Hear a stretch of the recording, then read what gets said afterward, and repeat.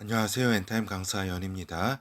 오늘 엔드타임 포커스 60강은 트럼프 재집권 시 국제 질서의 변화 예상에 대해서 같이 살펴보도록 하겠습니다.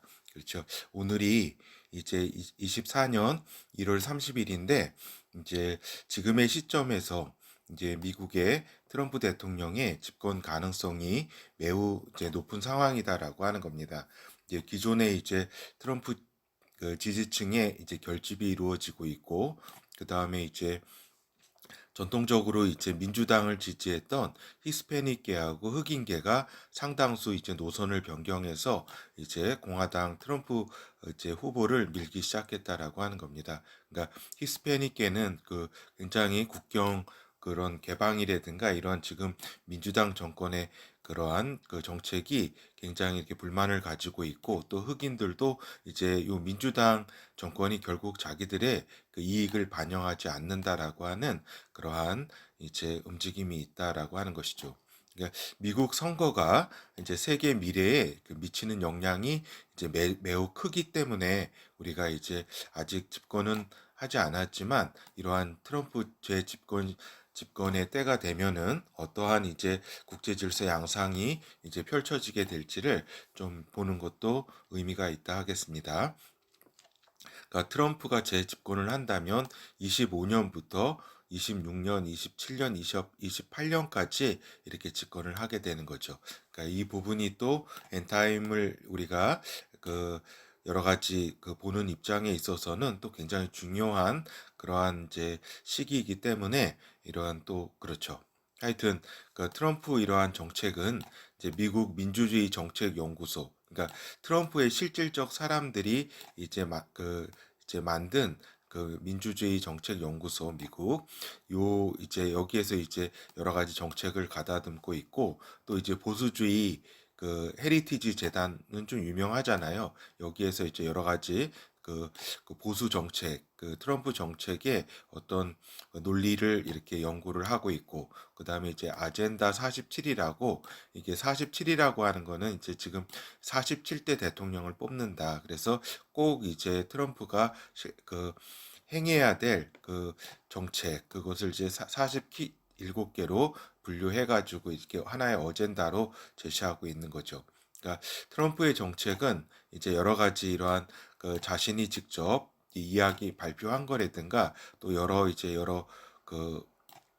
정책 연구소에서 발표한 여러 가지 것들을 이제 종합하면은 한마디로 정리하면 미국의 우선주의 정책, 미국 최우선주의를 라고 이제 한마디로 표현할 수 있겠다라고 하는 겁니다. 그래서 이러한 트럼프의 미국 최우선주의가 이제 국제 질서에 어떠한 영향을 미치게 될 것인가, 이것이 굉장히 좀 여러 이제 우려하는 이제 분들도 있고, 또 이렇게 좀 그렇게 우려할 만한 상황은 아니다라고 보는 측면도 있습니다. 하여간 트럼프는 이제 어떻게 보면은 굉장히 딜에 능하고, 그다음에 어떤 굉장히 이렇게 좌충우돌하는 어떤 어떻게 보면 신박한 아이디어를 내기도 하고, 또 한편으로는 그렇기 때문에 불안정한 럭비공처럼 하나의 어떤 방향으로가 아니라 어디로 튈지 모른다고 하는 그런 의외성도 가지고 있는 인물이다라고 하는 겁니다.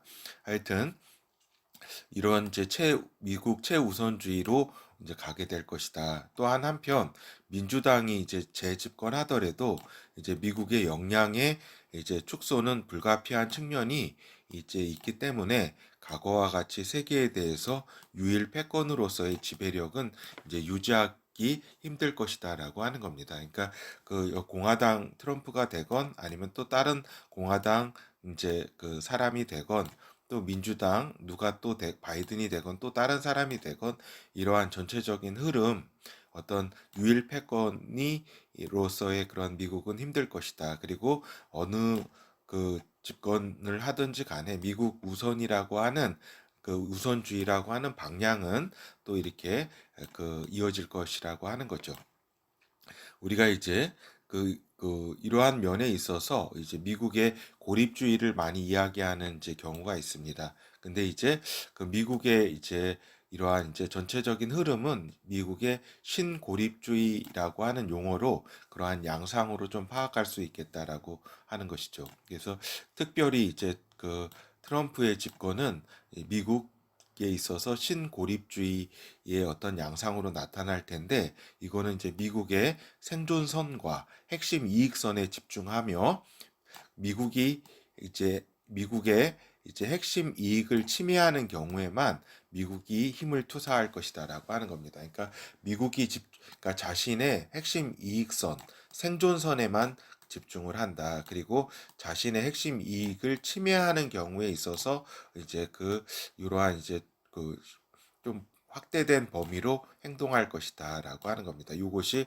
신고립주의의 어떠한 그 모습이라고 할 수 있겠습니다. 하여튼 그 세계의 지구촌 시대에 있어서 전통적인 이제 그 고립주의 정책은 전면적으로 실시하는 것은 이렇게 할 수도 없는 상황이다라고 하는 것도 이해할 필요가 있다라고 하는 것이죠.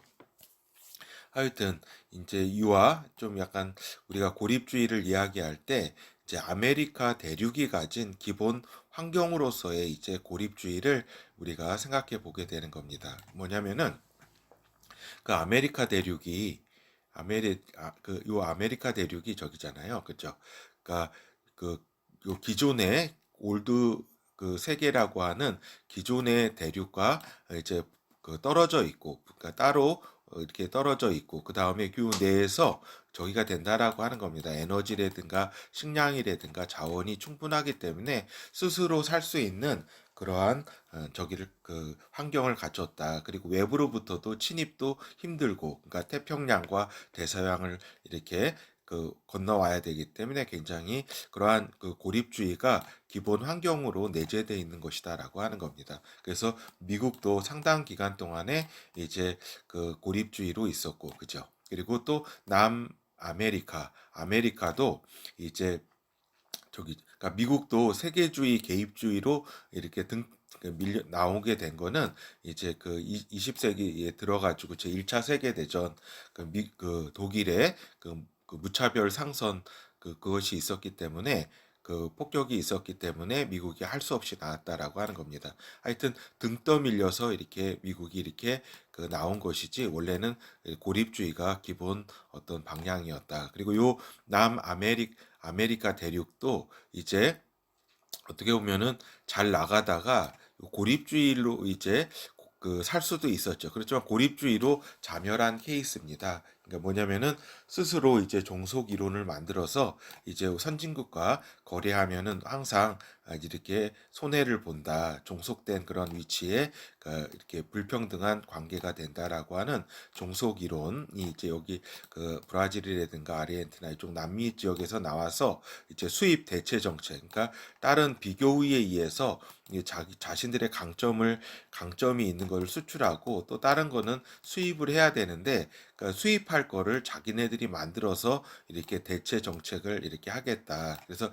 자급자족 정책을 하겠다고 하면서 이제 요 남미 여러 국가들이 이제 굉장히 어려운 가운데 선진국에서 이제 다시 탈락하고 다시 포퓰리즘으로 이제 무너지게 되는 그런 계기가 된 것도 또 고립주의라고 할 수가 있겠습니다. 하여튼 이러한 이제 배경을 이해하면서 이제 본어에 들어가면은 일단 우리가 트럼프 행정부 재집권 시가 되면은 미국 역할의 전반적 축소가 있을 것이라고 하는 거는 뭐 다 충분히 생각해 볼 수 있다라고 하는 거죠. 그래서 그 역할의 이제 전반적 축소다. 어떠한 역할이냐? 세계의 경찰국가 역할의 이제 급격한 축소가 이루어질 것이다라고 하는 거죠. 그러니까 지금까지 한 100여 년 동안 이제 세계 경찰 국가를 이제 자처했는데 거기에 드는 비용이 과다했다라고 하는 거죠. 그죠? 그래서 특별히 이제 저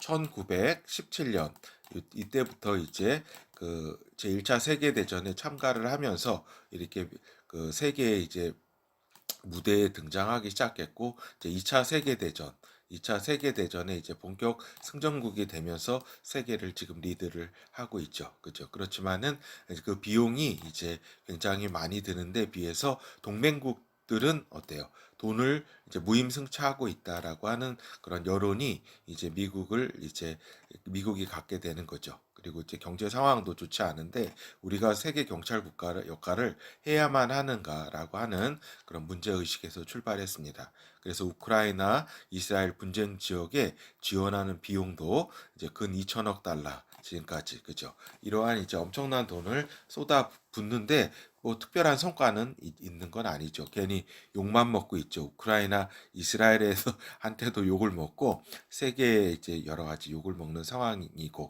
그리고 그렇기 때문에 이제 경제도 어려운데 미국 국민이 전반적으로 이를 원치를 않는다라고 하는 겁니다. 세계 경찰 국가 역할 그리고 특별히 이슬람 지역의 반발이라든가 이러한 부분들을 이제 볼 때에 그렇죠. 하여튼 또한 미국에 있어서 안보 범위의 축소가 이제 설정이 된다라고 하는 겁니다. 그러니까 지금까지 그 2차 세계 대전 이후에 그러니까 2차 세계 이전에는 그러니까 독일이 이제 안보 위협이었고 독일과 일본이 이제 그 어떤 주축국으로서 안보 위협이었고 2차 세계 대전 후에는 그 소련이 안보 위협이었고 지금은 중국이 이제 안보 위협이 된 상황이다라고 하는 겁니다. 그렇기 때문에 중국 중심으로 초점을 맞춰서 방어선을 재편성한다라고 하는 겁니다. 그렇죠. 그 방어선이 재편성된다는 거는 어때요? 미국의 최종 안보 벨트를 조정하는 것이다라고 하는 겁니다. 그래서 지금까지는 중동 지역이 이제 상당히 그 석유라든가 이런 부분에 있어서 중요 지역이었기 때문에 소련이라든가 중동 지역의 어떤 그 미국의 안보 역량을 초점이 됐었는데 지금은 어떻게 됐냐면 이제 중국이 이제 그 안보 위협이 됨으로써 이제 미국은 이제 그 안보 그 어떤 선을 여기 제1 도련선 한국, 일본, 대만, 필리핀, 인도네시아로 이어지는 이러한 이제 그 제1 도련선 중심으로 여기에 이제 한국도 요즘 포함이 됐죠. 그래서 이렇게 이러한 이제 선을 이제 요 태평양을 방어를 되는 미국이다. 그리고 여기 이제 그 캐나다와 요 멕시코는 같은 우방이기 때문에 그 안보 위협은 아니죠. 같은 자유 체제를 공유하고 있고 그렇죠. 이러한 상황에서 이쪽 그, 그 저쪽 어디야? 그 대서양 이쪽 지역은 지금까지는 이제 영국을 중심으로 해서 이러한 대서양 요 대서양까지의 선으로 이제 안보선이 이제 후퇴하게 되는 것이다라고 하는 겁니다. 이 조정이 있게 됨으로써 어떻게 되냐면 이제 크게 이제 안보선이 중요한 점이 여기가 이제 동북아가 초점이 이렇게 되는 상황이 된 것이다라고 하는 겁니다. 그렇죠. 이러한 안보선 정리가 있었기 때문에 잠시만요. 예, 그렇죠. 이러한 사항이 여기 때문에 1차 그 도련선 방어, 그죠? 도련이라는 거는 이제 섬을 연결한 선이다라고 하는 겁니다. 그죠? 섬을 연결한 선, 그렇죠. 제1차. 그래서 저쪽 그 그쪽에 열도서부터 일본을 지나서 대만까지 이르는 그 선, 그리고 영국과 연대를 강화하는. 그래서 중동 지역은 최우선 안보 지역이 지금은 아니게 됐다라고 하는 겁니다. 그러니까 그 미국의 셰일가스가 나기 전까지는 어때요? 그 외안보 지역이었어요, 중동이. 그 석유를 수입해야 되는 중동에서 가지고 와야 되기 때문에 제일 안보 지역이라고 할 수가 있겠죠. 근데 지금은 최우선 안보 지역은 아니게 되었다. 그러니까 동북아가 미국에 있어서 최우선 안보 지역이 된 것이다라고 하는 겁니다.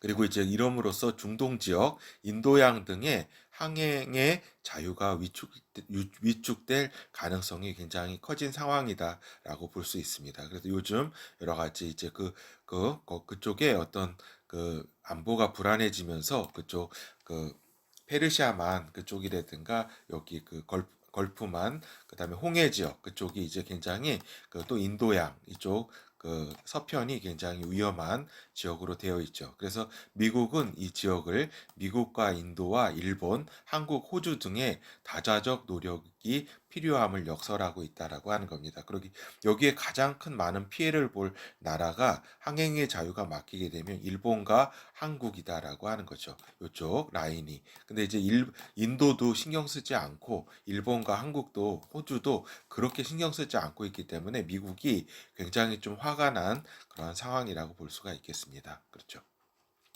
그래서 이제 자국 위주의 또 경제 정책을 이제 트럼프는 취하게 될 것이라는 건 뭐 우리가 다 알고 있는 사실이라고 할 수 있겠죠. 그가 또 직접 국가 간의 모든 거래에서 미국을 우선하겠다고 직접 역설하고 있는 상황이다라고 하는 겁니다. 그래서 관세 무역 정책에 있어서 대중국 관세는 60%를 상향시키겠다. 그리고 주요 선진국 관세를 10%를 상향을 이렇게 시키겠다. 그래서 모든 국가 간의 거래에서 미국이 절대 손해보는 그러한 일은 없을 거라고 이야기를 하고 있다. 즉 자국 위주의 경제 정책을 필 것이다. 그리고 라고 하는 거죠. 그래서 핵심 기술의 보호 정책을 펴서 이제 중국이라든가 이런 그 적대국의 기술이 이제 중요한 기술이 이렇게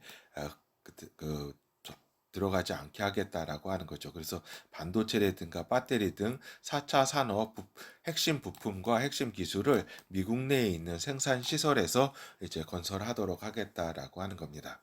그래서 미국 내 자국 기업에게만 보조금을 지급하겠다라고 하는 거죠. 이런 유치하는 과정에서 미국 내 생산 시설을 유치하는 과정에서 이제 타국의 기업에게도 보조금을 약속을 했었는데 이러한 이제 지금까지의 보조금 정책이 이렇게 다른 나라의 기업에게는 이제 저기할 가능성이 크죠. 이제 보조금 지급이 이제 되지 않는 자국 기업에게만 보조금 혜택이 이렇게 되는 그런 상황이 이제 오는 거는 뭐 이제 이미 이게 발표한 거라고 할 수 있겠습니다. 그래서 이제 신냉전을 이제 배경으로 해서 이제 서양 세계 경제가 서방권과 이제 중국 연대권 등 여러 블락으로 형성되는 가운데 서방 경제권 내에서도 이러한 무역 마찰 등이 고조될 것으로 이렇게 예상이 이제 되는 거죠. 이제 두 번째로는 이제 우리가 트럼프 행정부의 외교 군사 안보 정책을 조금 더 보도록 하겠습니다. 그래서 트럼프는 미국의 이익을 최우선으로 하는 외교 정책으로 회귀하겠다고 이미 공언을 했습니다. 그렇죠. 그리고 그러기 때문에 공공연하게 이러한 이제 최우선 미국의 이익 최우선 외교 정책을 주장하고 있기 때문에 이러한 이제 미국의 트럼프의 외교 정책이 그러니까 유럽 이제 지중해 집권과 또 다른 지역에 어떻게 영향을 미칠 것인지 또 우리가 알아보도록 하겠습니다. 그러니까 재집권 기간에 나토에서 탈퇴할 가능성도 배제 못한다라고 하는 겁니다. 유럽 지중해권에 미칠 영향 중에서 가장 큰 이제 영향은 이제 나토에서 탈퇴할 가능성도 있다라는 것이 가장 큰 이제 핵심 상황이라고 할 수 있죠. 이거는 이제 러시아의 위협이 이제 축소가 되었다라고 하는 판단에 기인한 것이다. 그러니까 대유럽 관계에서는 위협이 될지는 모르지만 미국에 대적할 적수는 안 된다. 러시아는. 그래서 이제 미국은 이제 트럼프는 이제 러시아를 위협으로 간주하지 않는다. 그러니까 러시아 방어는 유럽 스스로 해야 한다는 이제 스스로 이렇게 담당해야 된다라고 하는 판단을 이제 트럼프는 하고 있는 거죠. 하여튼 유럽 지역 나토의 안보 무임승차에 대해서 이제 분노하고 있는 트럼프라고 하는 겁니다. 그렇죠. 그래서 트럼프는 러시아와의 관계를 회복하면서 이제 독일, 이탈리아 등의 주둔군까지 이제 철수할 가능성도 있다라고 하는 겁니다. 그렇죠. 그러니까 단순히 이제 나토에서 이렇게 탈퇴한다는 거는 이제 독일과 이탈리아 등 여러 이제 유럽에서 미 군사를 이제 어떤 고문관 정도만 이렇게 남기고 이렇게 철수할 가능성도 있다라고 하는 겁니다. 하여튼 미국의 나토 탈퇴 가능성이 트럼프 재집권 시기에 이렇게 이루어질 가능성이 매우 높다 하겠습니다. 그래서 미국의 재정 적자 압력도 크고 또 먼저는 이제 나토에 그러기 때문에 방위비 상향 분담을 요구할 것이라고 하는 겁니다. 그러니까 탈퇴하기 이전에 이제 나토가 어떻게 이제 대응하는가 보는 거죠. 그러니까 방위비 그 상향 분담을 요구할 것이다. 그러니까 우크라이나 지원만 하더라도 미국은 2천억 달러를 이미 썼는데 유럽은 여기에 10분의 1도 정도 되는 200억 달러밖에 그 많은 나라가 200억 달러밖에 담당하지 않았다는 것에 대해서 이제 트럼프는 이렇게 얘기하는 거죠. 미국이 낸 우크라이나 무기 구입 지원금을 유럽이 갚도록 요구할 것이다라고 지금 이렇게 얘기한 상황에 있다라고 하는 겁니다. 그렇죠. 이러한 상황 가운데 이제 미국의 안보선이 아까 살펴본 것처럼 그 재조정된 그런 상황에 있다라고 하는 겁니다. 그러니까 동부가 중국 방어가 굉장히 핵심이지 이러한 이제 유럽과 지중해는 이제 유럽이 이제 알아서 할 정도도 이제 되었다라고 하는 판단이죠. 그러니까 미국의 나토 탈퇴는 이제 북해와 지중해 지역에 대해서 미국의 군사력이 빠짐을 의미하는 것이다라고 하는 겁니다. 그렇죠. 그러면은 이제 이러한 미국이 나토 탈퇴가 가져올 이런 우리가 부작용을 생각해 본다면 이제 러시아의 대유럽 압력이 가중되는 그런 상황에 놓이게 될 것이다. 그래서 우크라이나에 이어서 북극해 영유권 확대를 주장을 러시아가 하게 될 것이다. 즉 북극해 영유권이 새로운 이제 그 분쟁 그 어떠한 초점으로 유럽 지역에서 이제 등장할 가능성이 크다라고 하는 겁니다.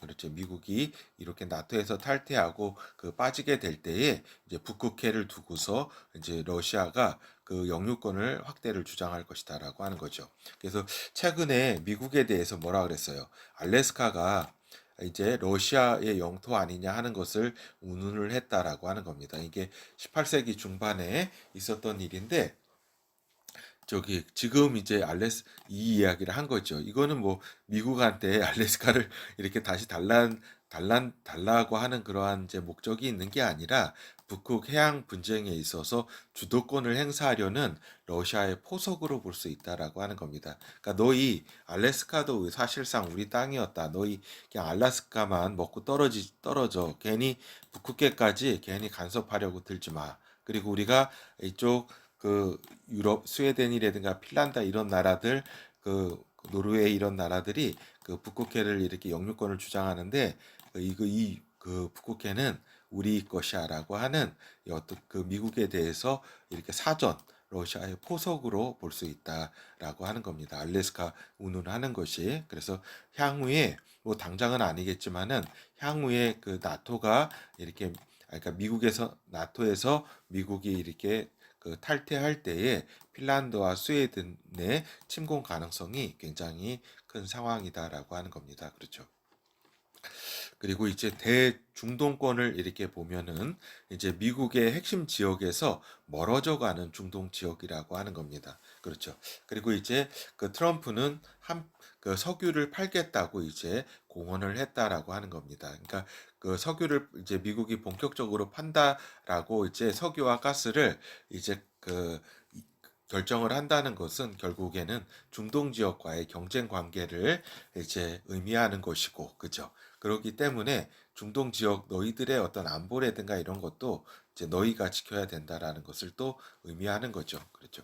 그래서 이란과 또 가까워지는 터키, 카타르 등에서 공군 기지를 철수할 수 있다라고 하는 겁니다. 그죠? 요 트럼프 재집권 시기에 있어서 이거는 뭐 당장 집권한다고 뭐 당장 이러겠어요. 그러지는 않겠죠. 점점 이제 그 재집권기 후반에 갈수록 이럴 가능성이 있다라고 하는 거죠.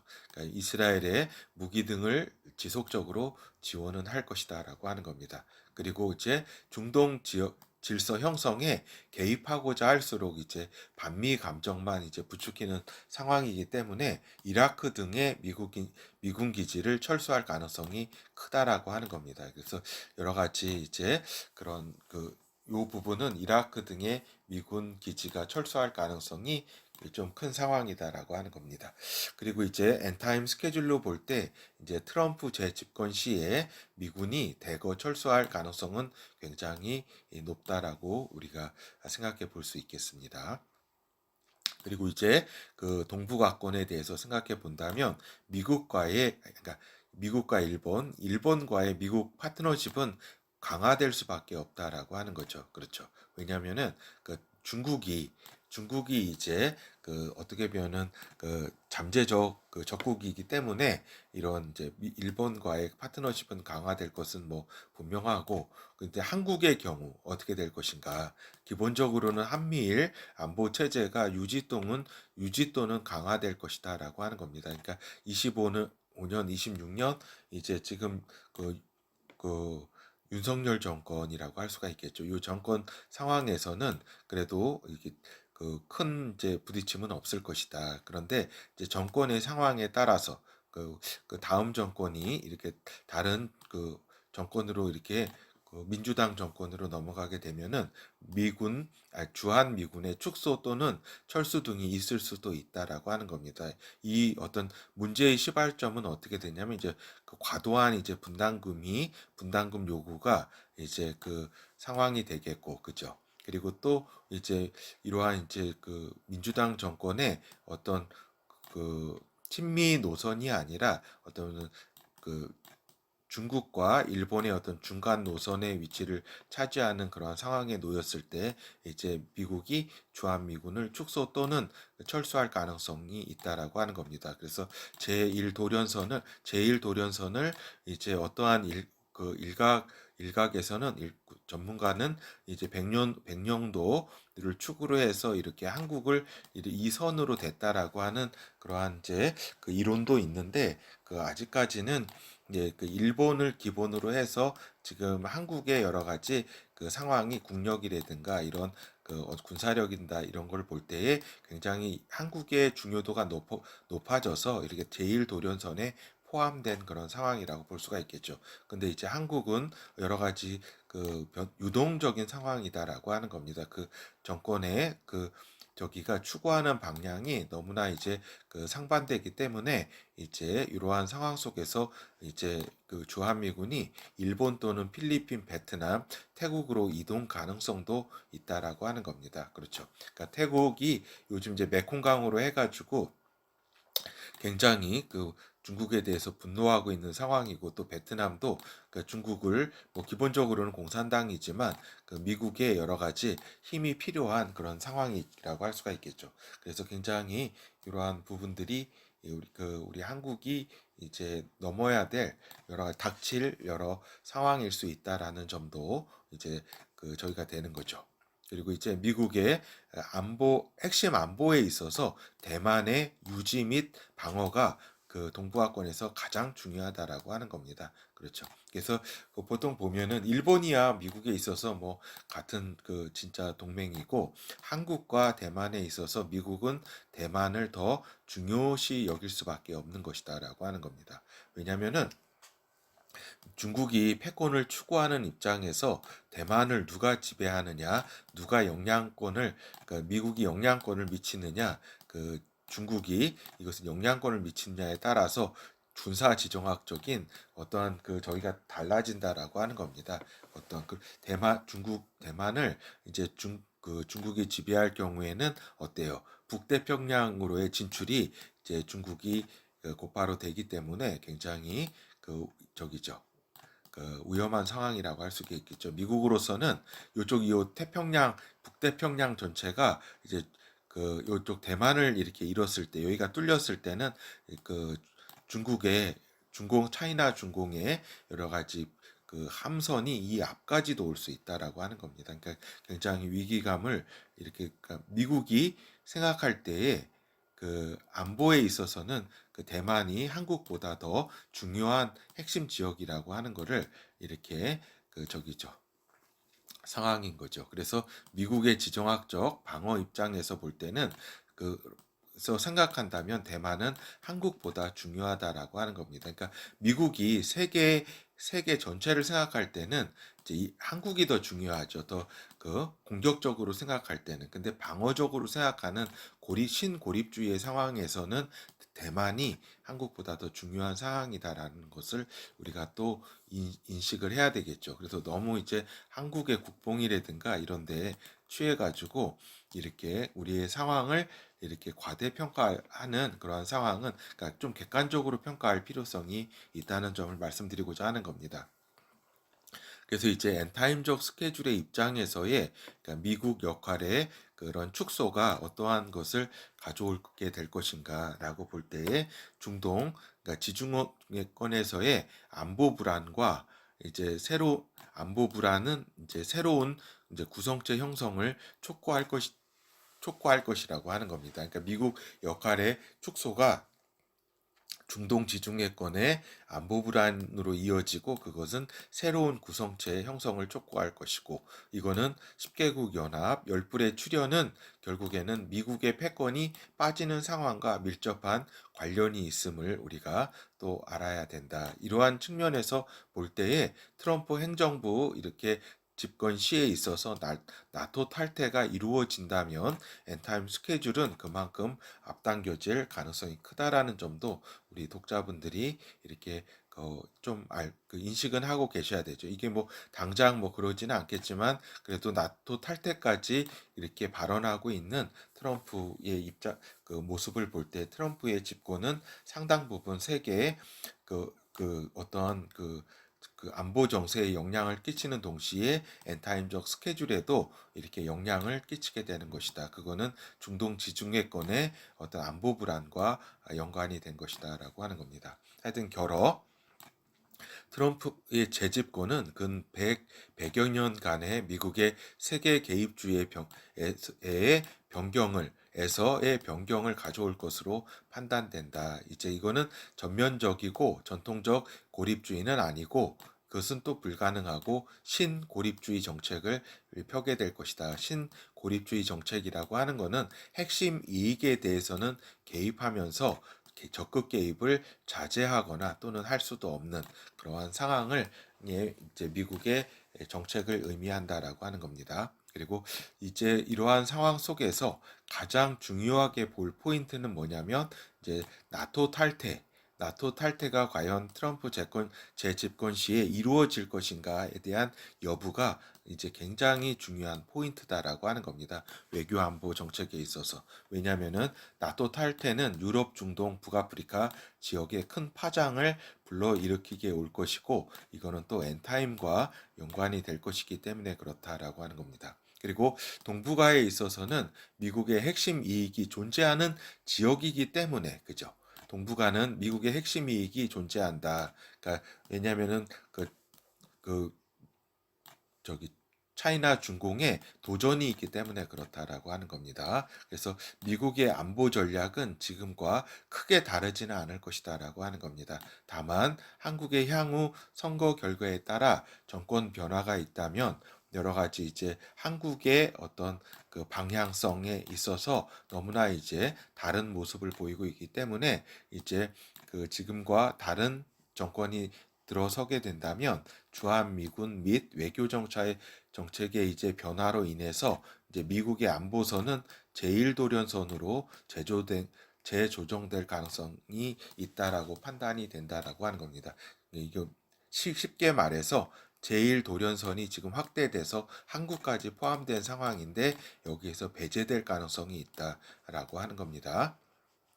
또 이러한 상황 속에서 기타 한국의 핵무장이 가능한 상황이 올 수도 있다라고 하는 겁니다. 그러니까 트럼프의 성격으로 볼 때 저기죠. 굉장히 기존에 미국이 동맹국에게 핵을 이렇게 용인하지 않았었는데 한국 그렇다면은 너가 핵을 너희가 개발해. 그리고 우리는 주한미국 좀 뺄게 하는 이러한 상황까지도 올 수 있는 그러한 상황이다라고 하는 것이고 그러한 상황 속에서 핵무장을 한국이 할 수 있는 상황도 올 수도 있다. 한국이 이제 6개월이면은 사실 핵 실험하지 않고 모의 실험으로 보유는 충분히 가능하다라고 하는 겁니다. 그렇죠. 이러한 이제 트럼프의 재집권의 시기가 이렇게 오게 되면은 뭐 오게 될지 안 오게 될지 또 아직 시간이 있기 때문에 여러 가지 변수가 있기 때문에 누가 또 공화당에서 또 민주당 누가 이제 대통령이 될지는 사실은 굉장히 또 이렇게 지금 분명해 보이는 것 같지만 또 이렇게 굉장히 두 후보가 또 나이도 있고 또 여러 가지 리스크도 있기 때문에 판단하기는 완전히 확정하기는 어렵죠. 그렇지만 일단 트럼프의 집권 가능성이 높다는 지금의 이제 엔타임 오늘 현장 24년 1월 30일에 우리가 좀 살펴보았습니다. 예, 감사합니다.